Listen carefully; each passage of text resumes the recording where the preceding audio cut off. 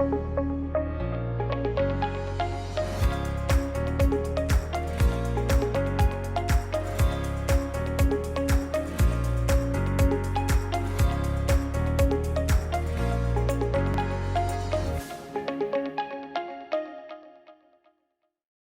I'm Jason Waters, and welcome to Cash Flow. With us today, we have Leigh Anne Lankford of TrainingPros. Welcome, Leigh Anne. Hi, thank you. Tell us a little bit about what you do and what your business does, and about yourself. Well, that's a lot of questions at once. So TrainingPros is a specialized staffing company. It's a nationwide company, and we work with learning and development consultants, putting them to work with our clients. We like to say, when you have more projects than people, we can help you out and get those projects started with confidence with a really skilled consultant. Okay. So I've been with TrainingPros since 2007. I joined as a relationship manager there, and prior to that, I was a consultant working in the talent pool. But yeah, so just in January, I became president of the company, but I've been with them 13 years now. Well, congratulations. Thank you. Thank you. So I've been in the learning and development space 28 years, since 1992. So I think that just dated me. Everybody knows how old I am now. So That's okay. Yeah. Well, I work with a lot of small businesses, and we do a lot on the finance side, but I always get involved with a lot of different aspects, helping people with, I mean, they'll come to me saying, hey, my IT is broken. Who do you recommend? My HR systems are broken. What should we do? Payroll, whatever you get into it. Heck, even sometimes it's business development. It's like, hey, Jason, I know you know a lot about this. So I know a little bit about a lot, right? So tell us what would help me to help my clients is to know, what's a typical engagement look like for a small to medium-sized business for you? So we typically don't work with a lot of small businesses. Our typical client is like a Fortune 1000 company or higher. So which I would say is the medium size, right? To me, there's a lot of those that are down in the 1,000 they're not super big, right? They might not even be public at that point, but they might be. So. Right. Yeah. So normally you would have to have like about either 5,000 employees, or you would not need to be trying to offer training to your customers, the consumer, before you would engage us, because it's not cost effective to use professionals to design and deliver your training unless you have a really large audience to get to, and you need to make it as efficient and effective as possible. So you're 5,000 and more is your space? Usually, yeah. Either 5,000 or more employees, or deliver to clients, Okay. Yeah. So you said deliver to clients. So deliver to clients for, like, as in, I have a company and I have 5,000 clients I want to deliver to. Is that what you're saying? That's exactly what I'm saying. Yes. So we do have some small companies we work with, but they are delivering training to large scale clients, large scale consumer audiences. But for the most part, we deal with the larger companies as our clients. So, yeah, I can think of a lot of small businesses I've worked with in the past that are similar, or not similar, don't do what you do, but they're always trying to reach a mass market, and they're trying to figure out, it's always about giving value, and what kind of value can you give to them so that they want to do business with you, right? Yes, absolutely. So, the value we think we deliver is we have very customized service. We're very red carpet with our clients. So rather than dealing with a company that is just handing them a bunch of people to try to work with, we're very hands-on with meeting the consultants and reviewing their work. And we're professionals in the industry, so we know what we're looking at, and we really get to know our clients and their needs. So we're delivering them the perfect candidate each time. And that's the value we bring in. Our clients always say, what you do for me is save me time and bring me the right person the first time. Right. So you're bringing the trainer in.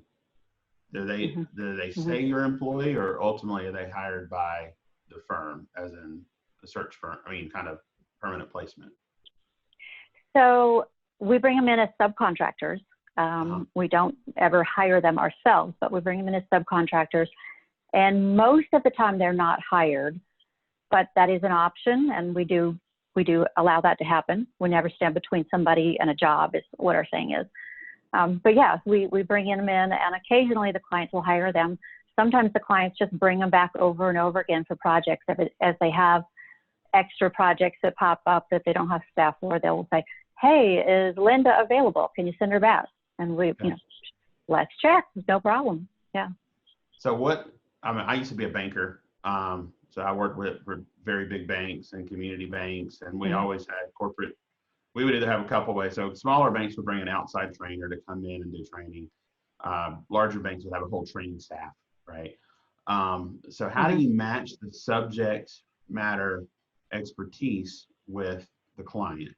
To me, that's the trickiest part. Like, how do I find someone that knows about treasury management for a banking client?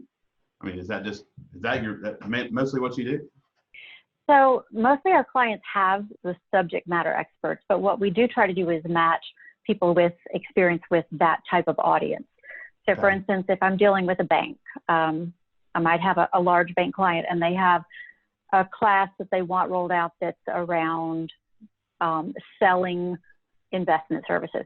So what I'm going to do is I'm going to find consultants for them who are expert trainers, and that they have experience with sales training, and they have dealt with a bank client before. So they'll understand the audience better. But they don't have to understand exactly what's in that training program until they get there and start getting trained up to train it. But if they understand sales, they understand the audience, and they understand the basics of banking, they will do fine in that job. Gotcha. Okay. Fascinating. It's kind of pivoting a little bit to today's environment. Obviously, we're in the COVID world. Hopefully, one day we'll be in the post-COVID world. What does training look like now? Yes. Treatment and vaccine, right? So. Exactly. Yeah. No, it's definitely a different world right now. We got busy really fast with clients that had all of these programs scheduled that were going to be in-person training. We got busy really fast turning those programs into virtual learning. So there's more to virtual learning than just putting it on a webinar. You have to know how to make it interactive, keep people engaged, form breakouts, have practice, that kind of thing. So we have a lot of designers working right now on turning training into virtual learning experiences, which is something we've been doing for years, but this has just suddenly become the big rush. The other big change has been Zoom. That's a newer one on the training field. They came out with a training environment, and so our consultants very quickly had to learn how to design for Zoom. And so they're doing that a lot now. We're doing a lot of Zoom virtual instructor-led conversions. Okay. Yeah. What else? So speaking of Zoom and speaking of virtual instruction-led, what's your advice for folks that are working from home now and they didn't before? Gosh, I know a lot of people are having a hard time adjusting. We at TrainingPros have been virtual the whole 23 years we've been in business. So for us, it's just business as usual, other than we don't get together in person at all anymore, where we used to have breakfast once a month together and things like that. So the things that I can tell you is when you have a staff under you and you're working virtually, you have to have a lot of trust. You have to trust they're actually working. You can't be on top of them as though checking in to make sure they're on at 8 and staying there till 5. What we do is we work on a results-oriented work environment. So you have a result to achieve. When you achieve that result, if it takes you 3 hours or all day, that's the result you have to achieve today. And that way we're not monitoring, did you take an hour off to go, get your kids' homework going or anything like that. And so it's a lot of trust involved there and a lot of understanding that you're looking at results rather than monitoring that they're sitting at their desk. Other things is, we have a very strong phone environment in our company because you're sitting at home alone a lot.